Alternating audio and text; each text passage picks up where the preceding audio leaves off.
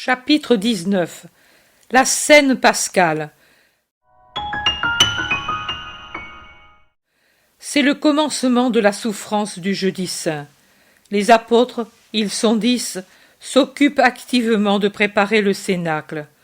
Judas, grimpé sur la table, regarde s'il y a de l'huile dans tous les lampions du grand lampadaire qui ressemble à une corolle de fuchsia double, car la tige de suspension est entourée de 5 ampoules qui ressemblent à des pétales. Puis un second tour, plus bas, qui est une vraie couronne de petites flammes. Puis il y a enfin 3 petits lampions suspendus à des chaînettes qui semblent les pistils de la fleur lumineuse.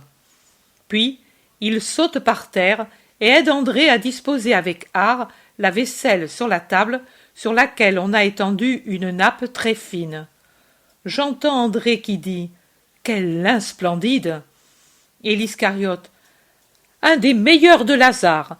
Marthe a voulu absolument l'apporter. »« Et ses calices et ses amphores, alors ?» observe Thomas, qui a mis le vin dans les amphores précieuses et les regarde avec admiration, en se regardant dans leurs fines panses, et il en caresse les poignets ciselés d'un œil de connaisseur. « Qui sait quelle valeur, hein ?» demande Judas Iscariote. « C'est travailler au marteau. Mon père en serait fou. L'argent et l'or en feuilles se plient facilement à la chaleur, mais traité ainsi, un moment peut tout abîmer. Il suffit d'un coup mal donné. Il faut en même temps de la force et de la légèreté. Tu vois les poignées? Elles sont tirées de la masse et ne sont pas soudées. Chose de riche. Pense que toute la limaille et le dégrossissement se perdent. Je ne sais pas si tu me comprends. Eh, si, je comprends. C'est comme fait un sculpteur. Tout à fait cela. Tous admirent, puis retournent à leur travail. Tel dispose les sièges, et tel autre prépare les crédences. Pierre et Simon entrent ensemble. L'Iscariote dit « Oh, vous êtes venus finalement. Où êtes-vous allés de nouveau? Après être arrivés avec le maître et nous, vous vous êtes enfuis de nouveau. » « Encore une tâche avant l'heure, » répond brièvement Simon. « Tu es mélancolique ?» Simon répond. « Je crois qu'avec ce qu'on a entendu en ces jours et de ces lèvres que jamais on ne trouve mensongères, il y en a bien une raison. » Pierre murmure entre ses dents. « Et avec cette puanteur de... » Bon, tais-toi, Pierre. « Toi aussi! Tu me sembles fou depuis quelques jours. Tu as la figure d'un lapin sauvage qui sent derrière lui le chacal, » répond Judas l'Iscariote. Pierre réplique. « Et toi, tu as le museau de la fouine. Toi aussi, tu n'es pas très beau depuis quelques jours. Tu regardes d'une façon, tu as même l'œil de travers. Qui attends-tu, ou qu'espères-tu voir? Tu sembles plein d'assurance. Tu veux le faire paraître, mais tu as l'air de quelqu'un qui a peur. Oh, quant à la peur, tu n'es certainement pas un héros, toi non plus. » Jean lui répond. « Personne de nous ne l'est, Judas. Tu portes le nom du Maccabée, mais tu ne l'es pas. Moi, je dis avec mon nom, Dieu fait grâce, mais je te jure que j'ai en moi le tremblement de qui sait porter malheur et d'être surtout dans la disgrâce de Dieu. Simon de Jonas, rebaptisé la Pierre, est mou maintenant comme de la cire près du feu. Il ne se cramponne plus par sa volonté, lui que je n'ai jamais vu trembler dans les plus violentes tempêtes. Matthieu, Barthélemy et Philippe semblent des somnambules. Mon frère et André ne font que soupirer. Les 2 cousins, qui ont la douleur de la parenté avec celle de l'amour pour le maître, regarde-les, ils semblent déjà des vieillards. Thomas a perdu son entrain, et Simon semble redevenu le lépreux épuisé d'il y a maintenant 3 ans, tant il est creusé par la douleur, je dirais corrodé, livide avili. Oui, il nous a tous suggestionnés par sa mélancolie, observe l'Iscariote. Jacques d'Alphée dit: Mon cousin Jésus, mon maître et Seigneur et le vôtre, et n'est pas mélancolique.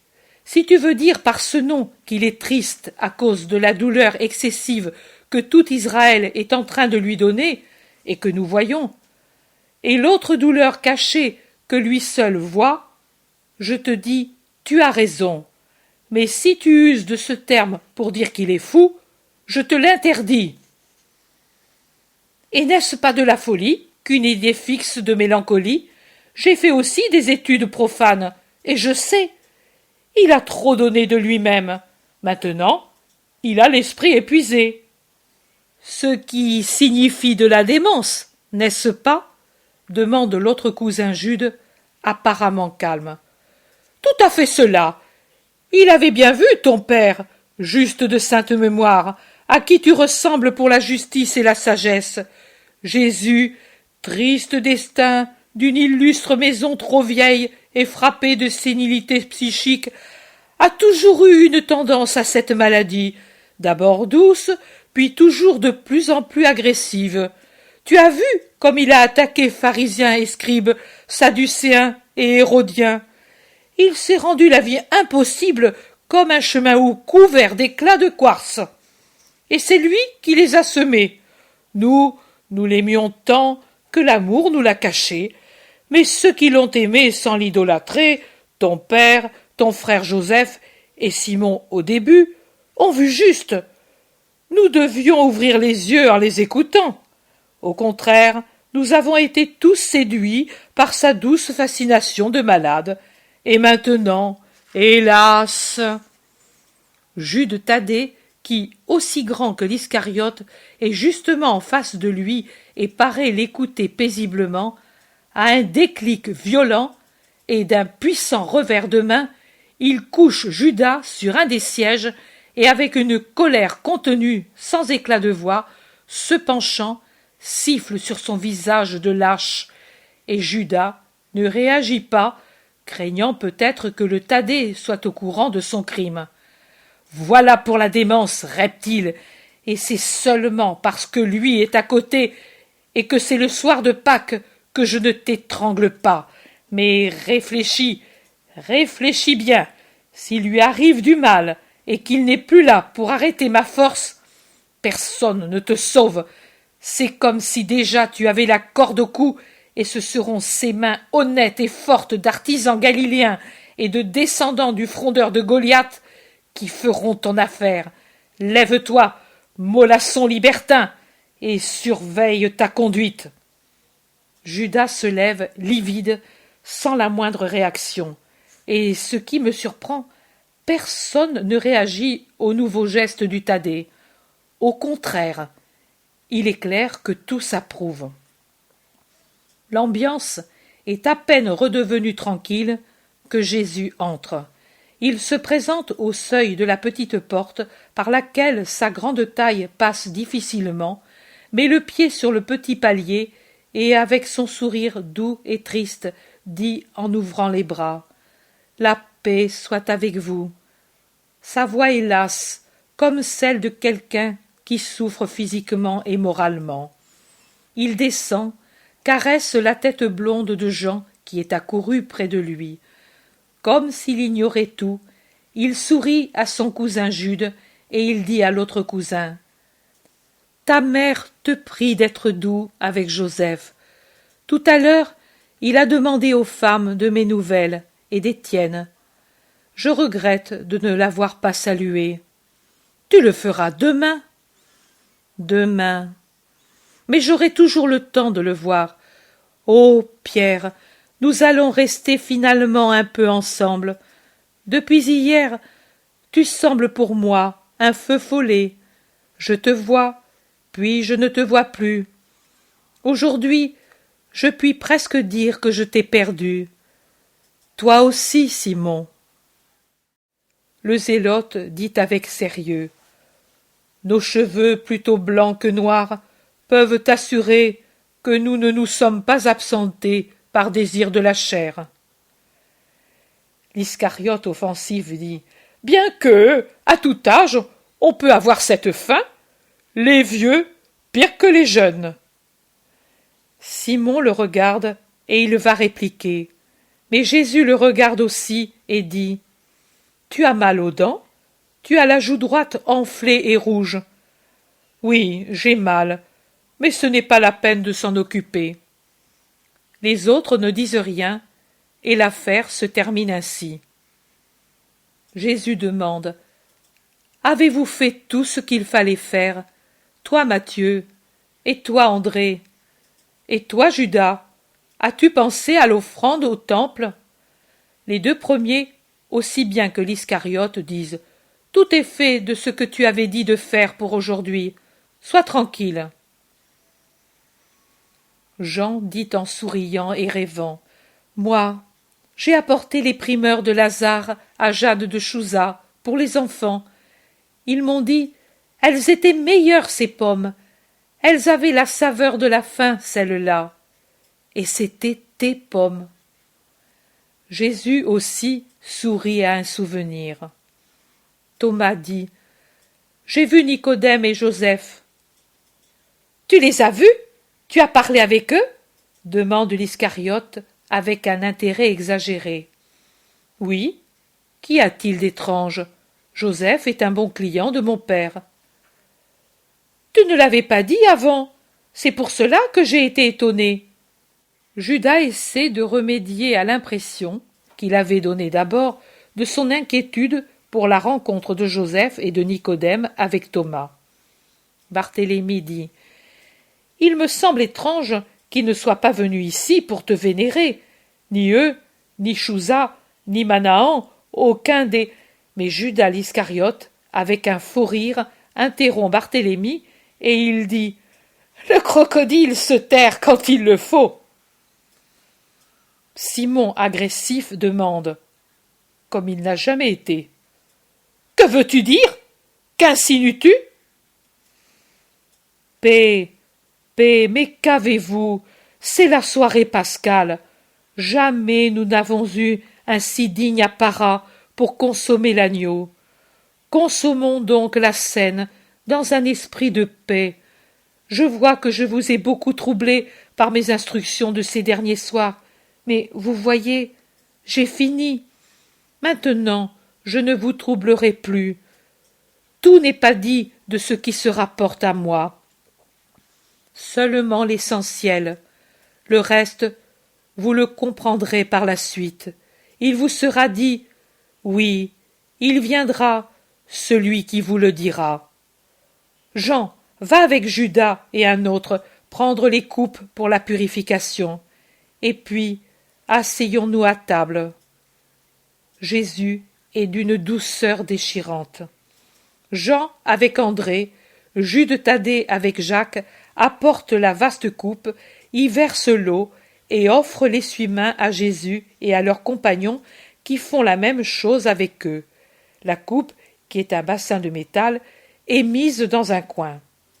Jésus dit « Et maintenant, à vos places, moi ici, et ici à droite Jean, et de l'autre côté mon fidèle Jacques, les deux premiers disciples. Après Jean, ma pierre forte, et après Jacques, celui qui est comme l'air. On ne le remarque pas, mais il est toujours présent et réconforte. André. Près de lui, mon cousin Jacques. Tu ne te plains pas, doux frère, si je donne la première place au premier? Tu es le neveu du juste, dont l'esprit palpite et plane sur moi en cette soirée plus que jamais.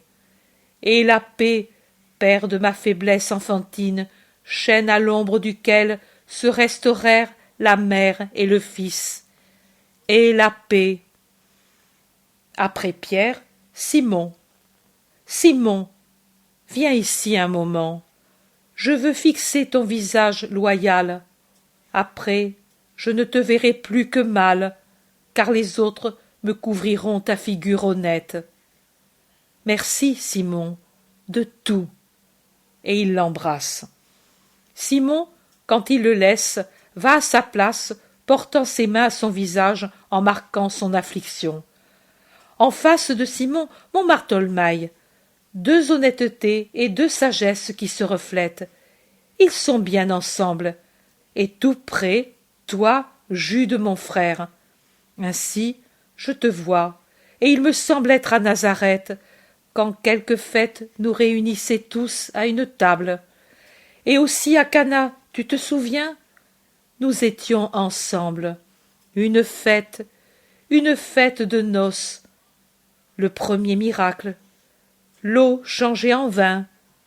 Aujourd'hui aussi une fête, et aujourd'hui aussi il y aura un miracle. Le vin changera de nature, et il sera... Jésus se plonge dans ses pensées, la tête inclinée et comme isolé dans son monde secret. Les autres le regardent et ne parlent pas. Il relève la tête et fixe Judas Iscariote auquel il dit « Tu seras en face de moi. »« Tu m'aimes à ce point, plus que Simon, que tu veuilles toujours m'avoir en face de toi ?»« Tellement, tu l'as dit. »« Pourquoi, maître ?»« Parce que tu es celui qui a fait plus que tous pour cette heure. » Judas jette un regard changé sur le maître et sur ses compagnons. Sur le premier, avec un air de compassion, sur les autres, avec un air de triomphe. Et à côté de toi, d'une part Matthieu, de l'autre Thomas. Alors, Matthieu à ma gauche et Thomas à ma droite. Matthieu dit « Comme tu veux, comme tu veux. Il me suffit d'avoir bien en face de moi mon sauveur. » Le dernier, Philippe. Voilà, vous voyez, qui n'est pas à côté de moi du côté d'honneur, a l'honneur d'être en face de moi. Jésus, debout à sa place, verse dans le grand calice placé devant lui. Tous ont de hauts calices, mais lui en a un beaucoup plus grand, en plus de celui des autres. Ce doit être le calice rituel. Il verse le vin, il l'élève, l'offre, le repose. Puis, tous ensemble, demandent sur le ton du psaume « Pourquoi cette cérémonie ?» Question de pure forme, on le comprend, rituel. Jésus, en chef de famille, y répond « Ce jour rappelle notre libération de l'Égypte. Que soit béni Yahvé qui a créé le fruit de la vigne. » Il boit une gorgée de ce vin qu'il a offert et passe le calice aux autres. Puis il offre le pain, en fait des morceaux, le distribue. Ensuite, les légumes, trempés dans la sauce rougeâtre qui est dans 4 saucières. Une fois terminée cette partie du repas, il chante des psaumes, tous en chœur. On apporte de la crédence sur la table et on place en face de Jésus le grand plateau de l'agneau rôti. Pierre, qui a le rôle de première partie du chœur, si vous voulez, demande « Pourquoi cet agneau ainsi présenté ?» En souvenir de quand Israël fut sauvé par l'agneau immolé. Le premier-né ne mourut pas là où le sang brillait sur les montants de la porte et sur l'architrave. Et ensuite, alors que l'Égypte pleurait ses fils premiers-nés qui étaient morts, depuis le palais royal jusqu'au taudis, les Hébreux, commandés par Moïse, se mirent en marche vers la terre de la libération et de la promesse, les côtés déjà saints, les sandales aux pieds, le bourdon en main. Le peuple d'Abraham s'empressa de se mettre en marche en chantant les hymnes de la joie. Tous se lèvent debout et entonnent. Quand Israël sortit d'Égypte et la maison de Jacob Du milieu d'un peuple barbare, la Judée devint son sanctuaire, etc. Maintenant, Jésus découpe l'agneau, verse un nouveau calice, le passe après en avoir bu. Puis il chante encore. Enfants, louez le Seigneur, que soit béni le nom de l'Éternel, maintenant et toujours, dans les siècles. De l'Orient à l'Occident, il doit être loué, etc. Jésus donne les parts en faisant attention que chacun soit bien servi, exactement comme un père de famille parmi ses fils qui lui sont tous chers. Il est solennel, un peu triste, alors qu'il dit « J'ai ardemment désiré de manger avec vous cette Pâque. Cela a été mon désir des désirs, depuis qu'éternellement j'ai été le Sauveur. Je savais que cette heure précéderait cette autre, et la joie de me donner mettait à l'avance ce soulagement à mon martyre. J'ai ardemment désiré de manger avec vous cette Pâque, car jamais plus je ne goûterai du fruit de la vigne jusqu'à ce que soit venu le royaume de Dieu. Alors je m'assiérai de nouveau avec les élus au banquet de l'agneau, pour les noces des vivants avec le vivant. Mais y viendront seulement ceux qui auront été humbles et purs de cœur, comme je le suis. Barthélemy demande « Maître, tout à l'heure, tu as dit que qui n'a pas l'honneur de la place a celui d'être en face de toi. Comment alors pouvons-nous savoir qui est le premier d'entre nous ?» Tous, et personne. Une fois, nous revenions fatigués, avec la nausée de la rancœur des pharisiens. Mais, fatigués, vous ne l'étiez pas pour discuter entre vous de qui était le plus grand. Un enfant accourut près de moi, un de mes petits amis, et son innocence adoucit mon dégoût de tant de choses. Et ce n'était pas la dernière, votre humanité opiniâtre. Où es-tu maintenant, petit Benjamin, à la réponse sage, venue à toi du ciel, car, ange comme tu l'étais, l'esprit te parlait. Je vous ai dit alors, si quelqu'un veut être le premier, qu'il soit le dernier et le serviteur de tous. Et je vous ai donné en exemple l'enfant sage. Maintenant je vous dis, les rois des nations les dominent, et les peuples opprimés, tout en les haïssant, les acclament et on les appelle les rois bienfaiteurs, pères de la patrie. Mais la haine couve sous le respect menteur. Mais parmi vous, qu'il n'en soit pas ainsi, que le plus grand soit comme le plus petit, le chef comme celui qui sert. Qui, en fait, est le plus grand? Celui qui est à table ou celui qui sert? C'est celui qui est à table. Et pourtant, moi je vous sers, et d'ici peu je vous servirai davantage. Vous êtes ceux qui ont été avec moi dans les épreuves, et moi je dispose pour vous d'une place dans mon royaume, de même que j'y serai roi, selon la volonté du Père, afin que vous mangiez et buviez à ma table éternelle, et que vous soyez assis sur des trônes pour juger les 12 tribus d'Israël. Vous êtes restés avec moi dans les épreuves. Il n'y a que cela qui vous donne de la grandeur aux yeux du Père. Et ceux qui viendront, ils n'auront pas de place dans le royaume? Nous seuls? Oh, que de princes dans ma maison! Tous ceux qui auront été fidèles au Christ dans les épreuves de la vie seront des princes dans mon royaume, car ceux qui auront persévéré jusqu'à la fin dans le martyre de l'existence seront pareils à vous qui êtes restés avec moi dans mes épreuves. je m'identifie avec ceux qui croient en moi. La douleur que j'embrasse pour vous et pour tous les hommes, je la donne comme enseigne à ceux qui sont particulièrement élus. Celui qui me sera fidèle dans la douleur sera un de mes bienheureux, pareil à vous, ô mes aimés. Nous avons persévéré jusqu'à la fin. Tu le crois, Pierre, et moi je te dis que l'heure de l'épreuve n'est pas encore venue.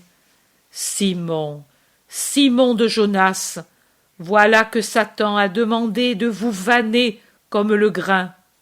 J'ai prié pour toi, pour que ta foi ne vacille pas.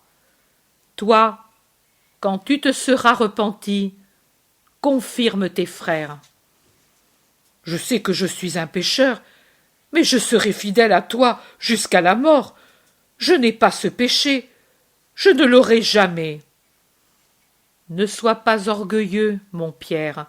Cette heure changera une infinité de choses qui avant étaient ainsi et qui maintenant seront différentes. Combien elles apportent et imposent des nécessités nouvelles. Vous le savez, je vous l'ai toujours dit, même quand nous allions par des chemins écartés, parcourus par des bandits. Ne craignez pas, il ne vous arrivera aucun mal, parce que les anges du Seigneur sont avec nous. Ne vous préoccupez de rien. Vous rappelez-vous quand je vous disais « N'ayez pas d'inquiétude pour ce que vous devez manger et pour le vêtement.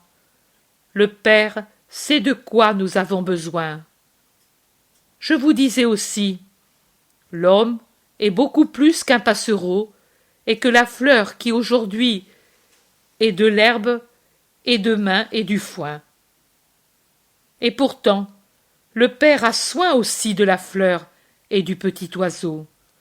Pouvez-vous alors douter qu'il n'ait pas soin de vous? Je vous disais encore, donnez à qui vous demande, à celui qui vous offense, présentez l'autre joue. Je vous disais, n'ayez pas de bourse ni de bâton, parce que je vous ai enseigné l'amour et la confiance. Mais maintenant, ce n'est plus ce temps. Maintenant, je vous dis, vous est-il rien manqué jusqu'à maintenant? Avez-vous jamais été offensé? Rien, maître, et toi seul as été offensé. Vous voyez donc que ma parole était vraie. Mais maintenant, les anges ont tous été rappelés par leur Seigneur. C'est l'heure des démons. Avec leurs ailes d'or, eux, les anges du Seigneur, se couvrent les yeux, s'enveloppent et souffrent de ce que leurs ailes ne soient pas couleur du chagrin. Car c'est une heure de deuil cruel, sacrilège. Il n'y a pas d'anges sur la terre ce soir. Ils sont près du trône de Dieu pour couvrir de leurs chants les blasphèmes du monde déicide et les pleurs de l'innocent. Et nous sommes seuls, vous et moi seuls. Et les démons sont les maîtres de l'heure. Aussi maintenant, nous allons prendre les apparences et les mesures des pauvres hommes qui se défient et n'aiment pas. Maintenant, que celui qui a une bourse prenne aussi une besace. Que celui qui n'a pas d'épée vende son manteau et en achète une. Car cela aussi est dit de moi dans l'Écriture et doit s'accomplir. Il a été compté parmi les malfaiteurs. En vérité, tout ce qui me concerne a son but. Simon, qui s'est levé pour aller au coffre où il a déposé son riche manteau, c'est en effet que ce soir tous ont pris leurs meilleurs habits et ont par conséquent leurs poignards damasquinés, mais très courts, plutôt couteaux que poignards, à leur riche ceinture, prend deux épées véritables, longues, légèrement courbes, et les porte à Jésus. Pierre et moi, nous sommes armés ce soir. Nous avons celle-ci, mais les autres n'ont que le court poignard. » Jésus prend les épées, les observe, en dégaine une et essaie le tranchant sur l'ongle. C'est une vue étrange, et cela fait une impression encore plus étrange de voir cette arme féroce dans les mains de Jésus. « Qui vous les a donnés ?» demande l'Iscariote, alors que Jésus observe en silence, et Judas paraît sur les épines. « Qui ? Je te rappelle que mon père était noble et puissant. »« Mais Pierre !»« Eh bien, depuis quand dois-je rendre compte des cadeaux que je veux faire à mes amis ?» Jésus lève la tête après avoir rengainé l'arme et la rend aux zélotes. Jésus dit : « C'est bien, elles suffisent. Tu as bien fait de les prendre. Mais maintenant, avant que l'on boive le 3e calice, attendez un moment. Je vous ai dit que le plus grand est pareil au plus petit, et que moi, je suis le serviteur à cette table, et que je vous servirai davantage. Jusqu'à présent, je vous ai donné de la nourriture, service pour le corps. Maintenant, je veux vous donner une nourriture pour l'esprit. Ce n'est pas un plat du rituel ancien, il appartient au nouveau rite. J'ai voulu me baptiser avant d'être le maître. Pour répandre la parole, ce baptême suffisait. Maintenant, le sang sera répandu. Il faut un nouveau baptême, même pour vous qui pourtant avez été purifiés par le Baptiste en son temps, et même aujourd'hui au temple. Mais cela ne suffit pas encore. Venez, que je vous purifie. Suspendez le repas. Il y a quelque chose de plus élevé et de plus nécessaire que la nourriture donnée au ventre pour le remplir, même si c'est une nourriture sainte comme celle du rite pascal. Et c'est un esprit pur, disposé à recevoir le don du ciel, qui déjà descend pour se faire un trône en vous et vous donner la vie. Donnez la vie à qui est pur. Jésus se lève, fait lever Jean pour sortir plus facilement de sa place, va à un coffre et quitte son vêtement rouge pour le plier et le déposer sur le manteau déjà plié. Se ceint la taille d'un grand essuie-main, puis va à un autre bassin encore vide et propre. Il y verse de l'eau, le porte au milieu de la pièce près de la table et le met sur un tabouret. Les apôtres le regardent étonnés. « Vous ne me demandez pas ce que je fais ?» Pierre répond : « Nous ne savons pas. Je te dis que nous sommes déjà purifiés. Et je te répète que cela n'a pas d'importance. Ma purification servira à celui qui est déjà pur à être plus pur. » Il s'agenouille, délace les sandales de l'Iscariote et lui lave les pieds l'un après l'autre. Il est facile de le faire, car les lits sièges sont tournés de façon que les pieds sont vers l'extérieur. Judas est stupéfait et ne dit rien. Seulement, quand Jésus, avant de chausser le pied gauche et de se lever, fait le geste de lui baiser le pied droit déjà chaussé, Judas retire vivement son pied et frappe avec la semelle la bouche divine. Il le fait sans le vouloir. Ce n'est pas un coup fort, mais il me donne tant de douleur. Jésus sourit, et à l'apôtre qui lui demande : « T'ai-je fait mal ? Je ne voulais pas. Pardon ?» Il dit : « Non, ami, tu l'as fait sans malice, et cela ne me fait pas mal. » Judas le regarde, un regard troublé, fuyant. Jésus passe à Thomas, puis à Philippe. Il suit le côté étroit de la table et arrive à son cousin Jacques. Il le lave et en se levant, le baise au front. Il passe à André, qui rougit de honte et fait des efforts pour ne pas pleurer. Il le lave, le caresse comme un enfant. Puis, c'est Jacques de Zébédée qui ne cesse de murmurer « Oh, maître, maître, maître, tu t'anéantis, mon sublime maître !» Jean a déjà délacé ses sandales, et alors que Jésus se penche pour lui essuyer les pieds, il s'incline pour baiser ses cheveux. Mais Pierre, il n'est pas facile de le persuader de se prêter à ce rite. « Toi, me laver les pieds, n'y pense pas. Tant que je suis en vie, je ne le permettrai pas. Je suis un ver. Tu es Dieu. Chacun a sa place. » Ce que je fais, tu ne peux le comprendre maintenant, mais par la suite, tu le comprendras. Laisse-moi faire. Tout ce que tu veux, maître. Veux-tu me couper le cou? Fais-le, mais me laver les pieds, tu ne le feras pas. Ô mon Simon, tu ne sais pas que si je ne te lave pas, tu n'auras pas part à mon royaume?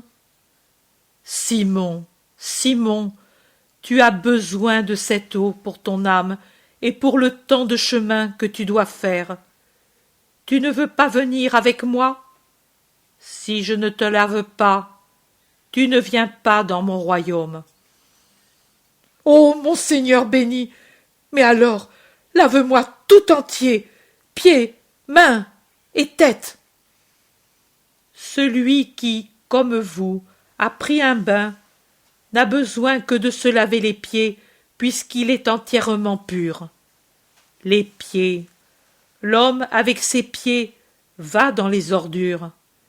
Et ce serait encore peu, car je vous l'ai dit, ce n'est pas ce qui entre et sort avec la nourriture qui souille, et ce n'est pas ce qui va sur les pieds en route qui contamine l'homme, mais c'est ce qui couve et mûrit dans son cœur et sort de là pour contaminer ses actions et ses membres. Et les pieds de l'homme, à l'âme impure, vont aux orgies, à la luxure, au commerce illicite, au crime. Ce sont donc, parmi les membres du corps, ceux qui ont une grande partie à purifier, avec les yeux, avec la bouche. Ô homme, homme, créature parfaite un jour, le premier, et ensuite tellement corrompu par le séducteur. Et il n'y avait pas de malice en toi, ô homme, et pas de péché. Et maintenant, tu es tout entier malice et péché, et il n'y a pas de partie de toi qui ne pêche pas. Jésus lave les pieds à Pierre, les baise, et Pierre pleure, et il prend dans ses grosses mains les mains de Jésus, les passe sur ses yeux, et les baise ensuite. Simon aussi a quitté ses sandales et se laisse laver. Mais ensuite, quand Jésus va passer à Barthélemy, Simon s'agenouille et lui baise les pieds en disant « Purifie-moi de la lèpre du péché, comme tu m'as purifié de la lèpre du corps, pour que je ne sois pas confondu à l'heure du jugement, mon Sauveur. » Ne crains pas, Simon, tu viendras dans la cité céleste, blanc comme la neige. Barthélemy très ému. Et moi, Seigneur, à ton vieux Bartholomaï, que dis-tu? Tu m'as vu sous l'ombre du figuier, et tu as lu dans mon cœur. Et maintenant, que vois-tu? Et où me vois-tu? Rassure un pauvre vieux qui craint de ne pas avoir la force et le temps pour arriver à ce que tu veux qu'il soit. Toi aussi, ne crains pas. J'ai dit alors, voici un vrai Israélite en qui il n'y a pas de fraude. Maintenant je dis, Voilà un vrai chrétien, digne du Christ. Où je te vois? Sur un trône éternel, vêtu de pourpre. Je serai toujours avec toi. C'est le tour de Jude Thaddée. Celui-ci, quand il voit Jésus à ses pieds, ne sait pas se contenir. Il penche la tête sur son bras appuyé à la table, et il pleure. Ne pleure pas, doux frère, tu es maintenant comme quelqu'un qui doit supporter qu'on lui enlève un nerf, et il te paraît ne pas pouvoir le supporter.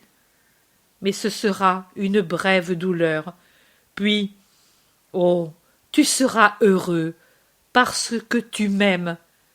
Tu t'appelles Jude, et tu es comme notre grand Jude, comme un géant. Tu es celui qui protège. Tes actions sont du lion, et du lionceau qui rugit. Tu découvriras les impies qui reculeront devant toi, et les gens iniques seront terrifiés. Moi, je sais. Sois courageux. Une éternelle union resserrera et rendra parfaite notre parenté dans le ciel. Il le baise lui aussi sur le front, comme l'autre cousin. Matthieu dit: « Je suis pécheur, maître, pas à moi. » Tu étais pécheur, Matthieu. Maintenant, tu es l'apôtre. Tu es une de mes voix. Je te bénis. Ces pieds, que de chemin ils ont fait pour avancer toujours vers Dieu. L'âme les excitait, et ils ont quitté tout chemin qui n'était pas mon chemin.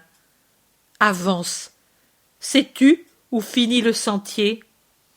Sur le sein du Père, qui est le mien et le tien. Jésus a fini.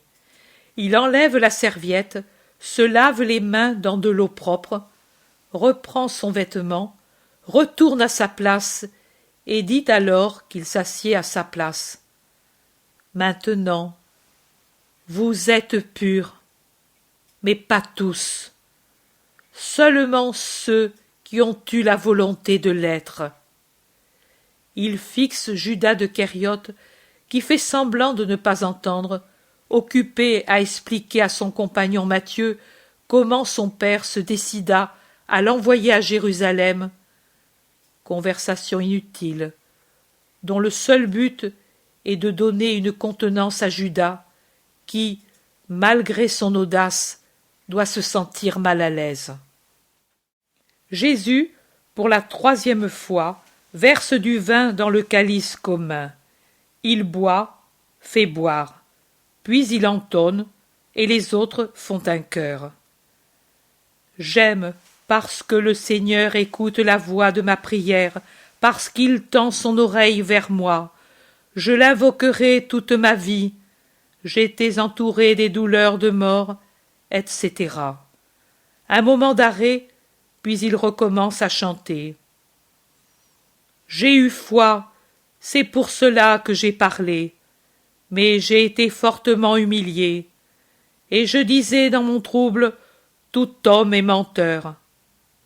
Il regarde fixement Judas. La voix de mon Jésus, fatigué ce soir, reprend sa force quand il s'écrie. Elle est précieuse devant Dieu, la mort des saints. Et tu as brisé mes chaînes, je te sacrifierai une hostie de louange en invoquant le nom du Seigneur, etc. Un autre bref arrêt dans le chant, et puis il reprend. Louez tous le Seigneur, ô nations, louez-le, tous les peuples, car elle s'est affermie sur nous sa miséricorde, et la vérité du Seigneur dure éternellement. Un autre arrêt bref, et puis un long hymne. Célébrez le Seigneur, car il est bon, car sa miséricorde dure éternellement. Judas de Kériote chante tellement faux que par 2 fois Thomas lui redonne le ton de sa puissante voix de baryton et le regarde fixement. Les autres aussi le regardent, car généralement il est bien dans le ton de sa voix. J'ai compris qu'il en est orgueilleux comme du reste, mais ce soir, certaines phrases le troublent au point qu'il chante faux. De même le troublent des regards de Jésus qui soulignent certaines phrases. L'une d'elles: il vaut mieux avoir confiance en Dieu que d'avoir confiance en l'homme. Une autre: bousculé, j'ai vacillé, et j'allais tomber, mais le Seigneur m'a soutenu. Une autre: c'est: je ne mourrai pas, mais je vivrai, et je raconterai les œuvres du Seigneur. Et enfin ces deux que je dis maintenant étranglent la voix dans la gorge du traître. La pierre, rejetée par les constructeurs, est devenue la pierre d'angle. Et béni celui qui vient au nom du Seigneur. Le psaume fini, pendant que Jésus découpe des tranches de l'agneau et les présente, Matthieu demande à Judas de Kériote: « Mais tu te sens mal ? Non, laisse-moi tranquille, ne t'occupe pas de moi. » Matthieu hausse les épaules. Jean, qui a entendu, dit: « Le maître aussi n'est pas bien. Qu'as-tu, mon Jésus ? Ta voix est faible, comme celle d'un malade ou de quelqu'un qui a beaucoup pleuré. » Et il l'embrasse en restant la tête sur la poitrine de Jésus. Judas, nerveux, dit: « Il a seulement beaucoup parlé, comme moi j'ai beaucoup marché et pris froid. » Et Jésus, sans lui répondre, dit à Jean: « Tu me connais désormais, et tu sais ce qui me fatigue. » L'agneau est presque consommé. Jésus, qui a très peu mangé, en buvant seulement une gorgée de vin à chaque calice, et en buvant par contre beaucoup d'eau, comme s'il était fiévreux, recommence à parler. « Je veux que vous compreniez mon geste de tout à l'heure. Je vous ai dit que le premier est comme le dernier, et que je vous donnerai une nourriture qui n'est pas corporelle. C'est une nourriture d'humilité que je vous ai donnée pour votre esprit. Vous m'appelez Maître et Seigneur. Vous dites bien, car je le suis. Si donc je vous ai lavé les pieds, vous aussi, vous devez le faire l'un pour l'autre. Je vous ai donné l'exemple, afin que vous fassiez comme j'ai fait. En vérité, je vous dis, le serviteur n'est pas plus que le maître, et l'apôtre n'est pas plus que celui qui l'a fait tel. Cherchez à comprendre ces choses. Si ensuite, en les comprenant, vous les mettez en pratique, vous serez bien heureux. Mais vous ne serez pas tous bien heureux. Je vous connais. Je sais qui j'ai choisi. Je ne parle pas de tous de la même manière, mais je dis ce qui est vrai. D'autre part, doit s'accomplir ce qui est écrit à mon sujet. Celui qui a mangé le pain avec moi a levé son talon sur moi. Je vous dis tout avant que cela n'arrive, pour que vous n'ayez pas de doute sur moi. Quand tout sera accompli, vous croirez encore davantage que je suis moi. Celui qui m'accueille accueille celui qui m'a envoyé, le Père saint qui est dans les cieux. Et celui qui accueillera ceux que je lui enverrai, il m'accueillera moi-même, car je suis avec le Père, et vous êtes avec moi. Mais maintenant, accomplissons le rite. » Il verse de nouveau du vin dans le calice commun, et avant d'en boire et d'en faire boire, il se lève, et tous se lèvent avec lui, et il chante de nouveau un des psaumes d'auparavant. « J'ai eu foi, et c'est pour cela que j'ai parlé. » Et puis un autre qui n'en finit pas. beau, mais sans fin. Je crois le retrouver, pour le commencement et la longueur, dans le psaume 118. Il le chante ainsi. Un morceau tous ensemble, puis à tour de rôle, chacun dit un verset, et les autres un morceau ensemble, et ainsi jusqu'à la fin. Je crois qu'à la fin, ils ont soif.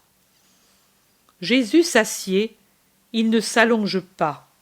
Il reste assis comme nous, et il parle. Maintenant que l'ancien rite est accompli, je célèbre le nouveau rite. Je vous ai promis un miracle d'amour. C'est l'heure de le faire. C'est pour cela que j'ai désiré cette Pâque. Dorénavant, voilà l'hostie qui sera consommée dans un perpétuel rite d'amour. Je vous ai aimés pour toute la vie de la terre, mes chers amis. Je vous ai aimés pour toute l'éternité, mes fils. Et je veux vous aimer jusqu'à la fin. Il n'y a pas de chose plus grande que celle-là. Rappelez-vous-en. Je m'en vais, mais nous resterons unis pour toujours, grâce au miracle que maintenant j'accomplis. Jésus prend un pain encore entier, le met sur le calice rempli. Il bénit et offre l'un et l'autre, puis il partage le pain, en fait 13 morceaux et en donne un à chacun des apôtres en disant « Prenez et mangez, ceci est mon corps.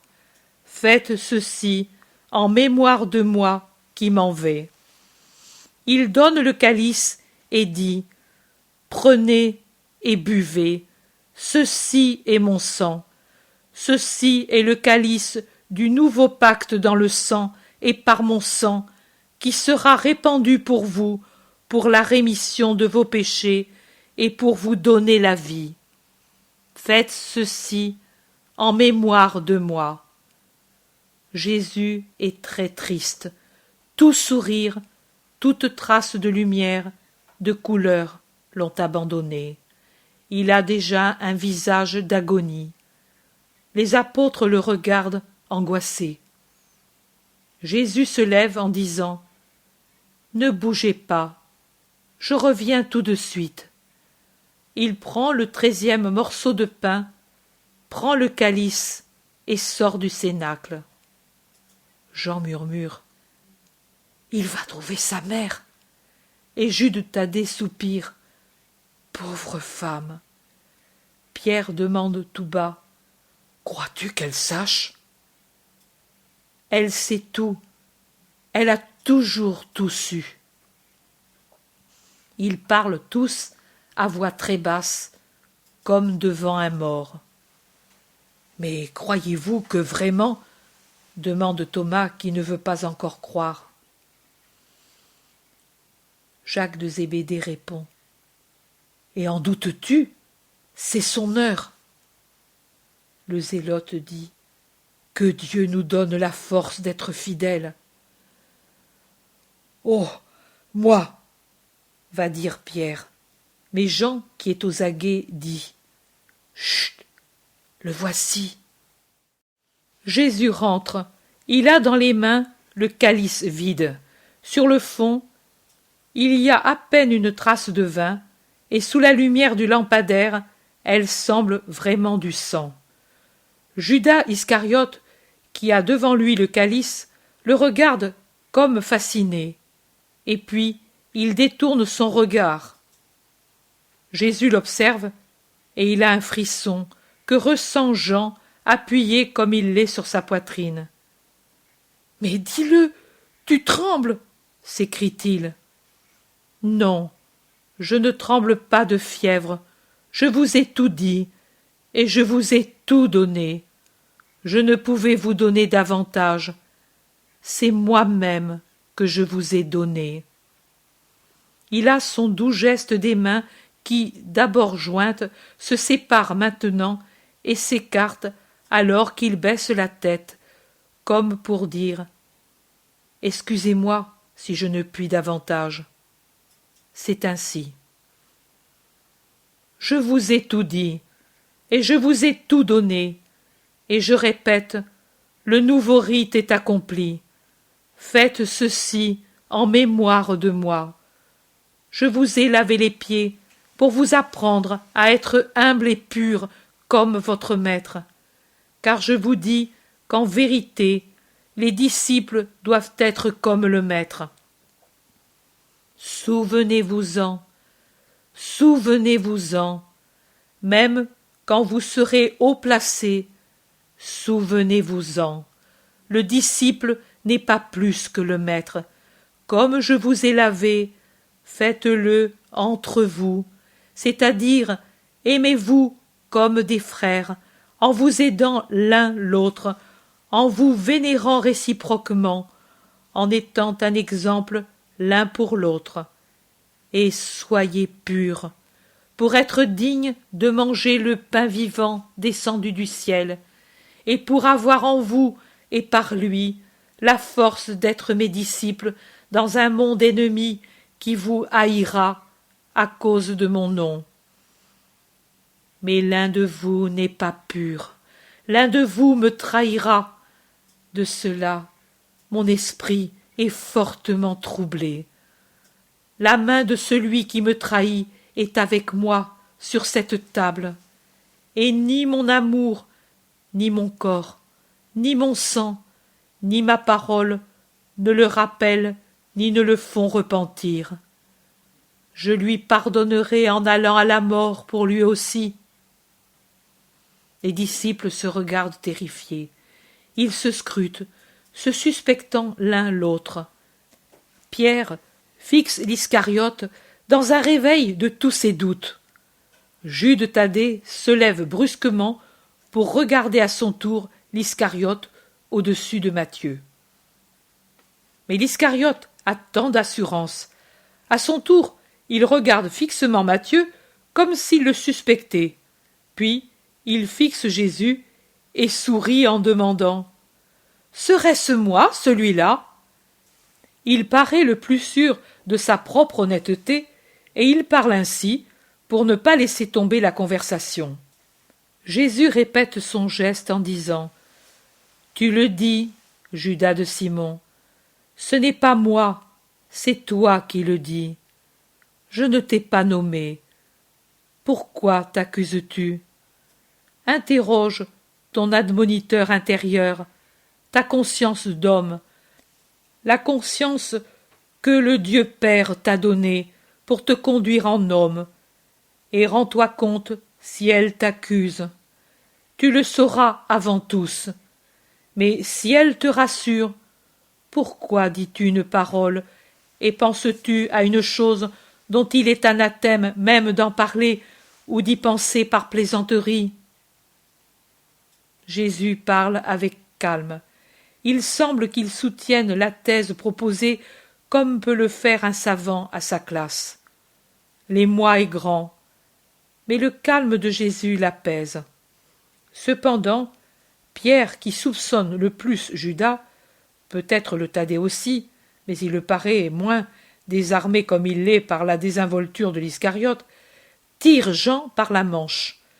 Quand Jean, qui s'est tout serré contre Jésus en entendant parler de trahison, se tourne, il lui murmure « Demande-lui qui c'est ». Jean reprend sa position et lève seulement la tête comme pour baiser Jésus, et en même temps lui murmure à l'oreille « Maître, qui est-ce » Et Jésus, très doucement, en lui rendant le baiser dans les cheveux, « Celui auquel je vais donner un morceau de pain trempé. » Et prenant un pain encore entier, pas le reste de celui qui a servi pour l'Eucharistie, en détache une grosse bouchée, la trempe dans la sauce de l'agneau dans le plateau, il allonge le bras au-dessus de la table et dit « Prends, Judas, tu aimes cela. »« Merci, maître, oui, j'aime cela. » Et ne sachant pas ce qu'est cette bouchée, il la mange alors que Jean, horrifié, va jusqu'à fermer ses yeux pour ne pas voir l'horrible rire de l'Iscariote pendant qu'il mange à belles dents le pain accusateur. Bon, Va maintenant que je t'ai fait plaisir, dit Jésus à Judas. Tout est accompli ici. Il marque beaucoup ce mot. Ce qui reste encore à faire ailleurs, fais-le vite, Judas de Simon. Je t'obéis de suite, maître. Ensuite, je te rejoindrai au Gethsémani. Tu vas là, n'est-ce pas, comme toujours? J'y vais, comme toujours. Oui. Qu'a-t-il à faire? Demande Pierre. Il va seul? Je ne suis pas un enfant, plaisante Judas qui met son manteau. Laisse-le aller. Lui et moi savons ce qu'il y a à faire, dit Jésus. Oui, maître. Pierre se tait. Peut-être pense-t-il qu'il a péché en soupçonnant son compagnon. La main sur le front, il réfléchit. Jésus serre Jean sur son cœur et se tourne pour lui murmurer dans les cheveux. Ne dis rien à Pierre pour le moment. Ce serait un scandale inutile. Adieu, maître. Adieu, ami. Judas salue. Adieu, dit Jésus. Et Pierre. Je te salue, garçon. Jean, la tête presque sur le sein de Jésus, murmure. Satan. Seul Jésus l'entend et soupire. Ici tout s'arrête, mais Jésus dit. Je suspends par pitié pour toi. Je te donnerai la fin de la scène à un autre moment.